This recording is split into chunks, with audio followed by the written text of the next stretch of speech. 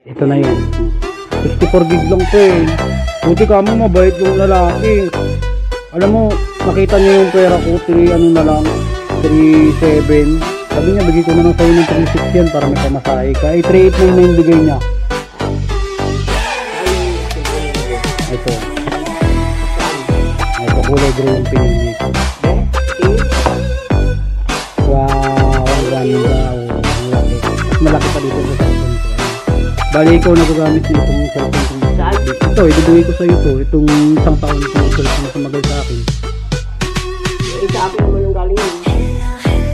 Ang ganda. Ang linaw. Ang ganyan. Yan yung bago. Yan. Ito yung likod. Ang ganda ng pinili ko.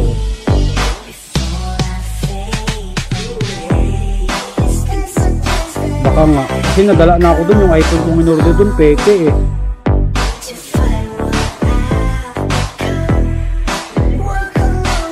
Maraming salamat sa mga nagbigay sa akin ng pera, lalo na kay mama at papa. Sinini pa. Salamat. Dati hindi ko nabibili yung gusto ko.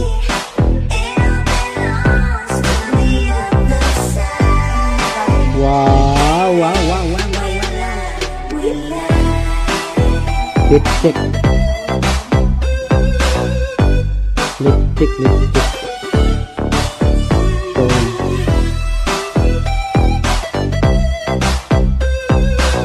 64 gig to. Okay na yan.